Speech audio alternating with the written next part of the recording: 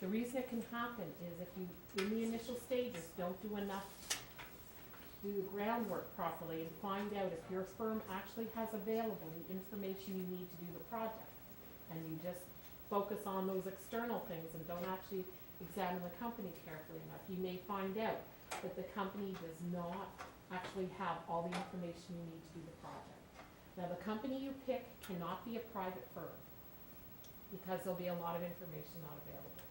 It also cannot be a not-for-profit. It cannot be a governmental organization or a crown corporation. It has to be a for-profit firm, and it has to be of a considerable size. Now, you don't want one of the Fortune top 100, because they are often too big and it will make the project too difficult and too challenging, and you don't have enough time to do a project, say on GE.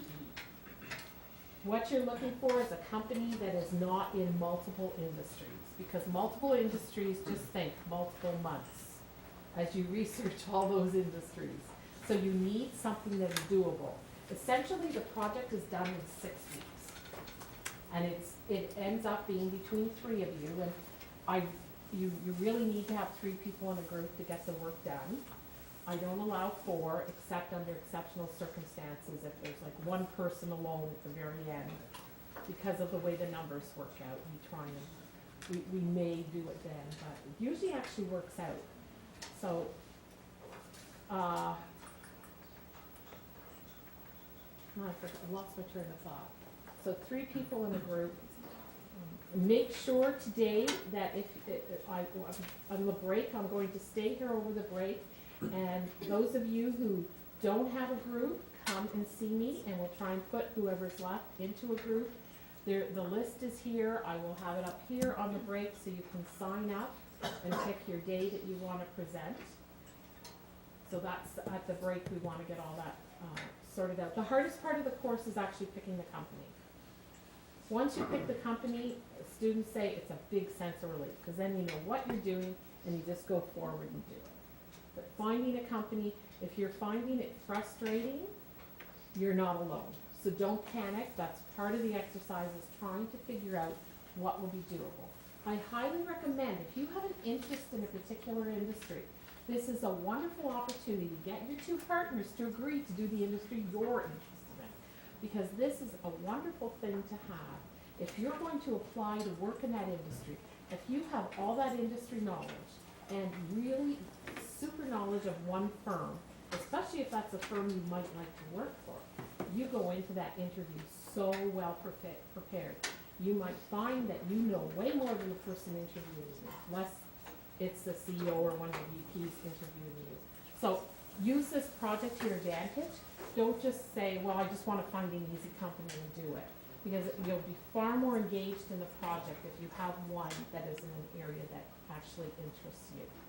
And keep, a broad open mind when you're looking for companies and looking for industry. So it is a great opportunity.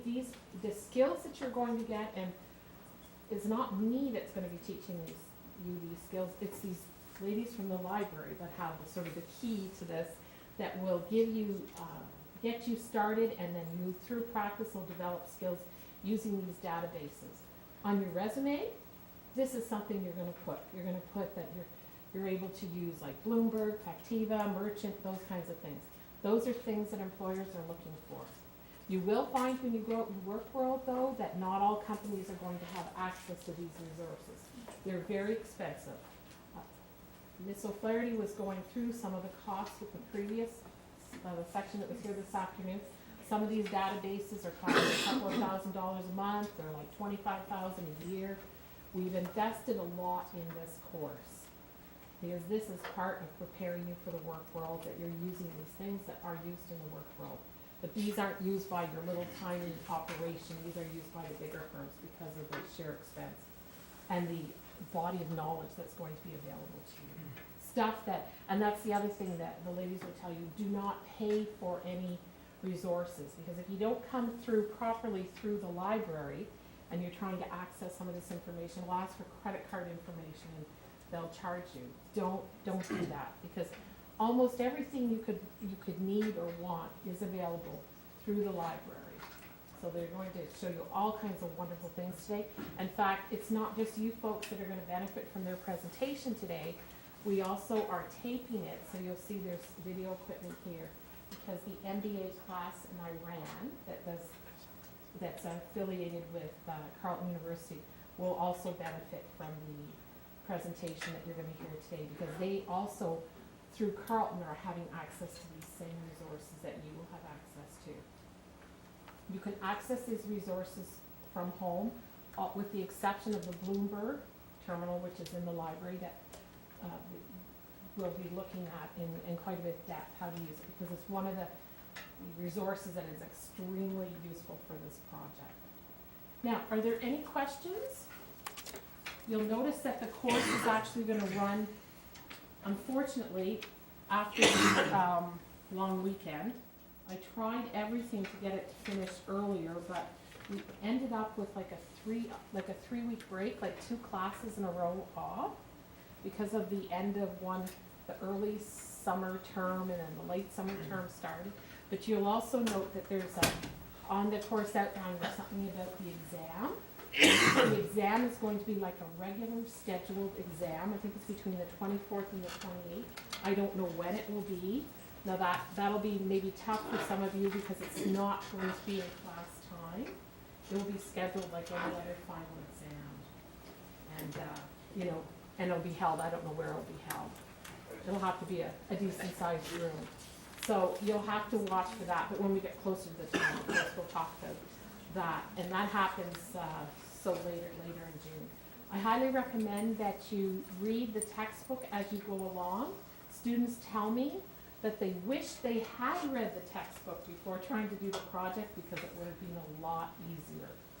It's also good to start getting that information in your head, because you're going to be very busy in the next 6 weeks, and you're also going to have a final exam based largely on the textbook, which you don't want to be cramming the night before. Okay, so keep that in mind. The textbook, there's a new edition out, the 9th edition. If you already have the 8th, that's not a big deal. You should be okay. So don't panic. I won't make you run out and spend another $130.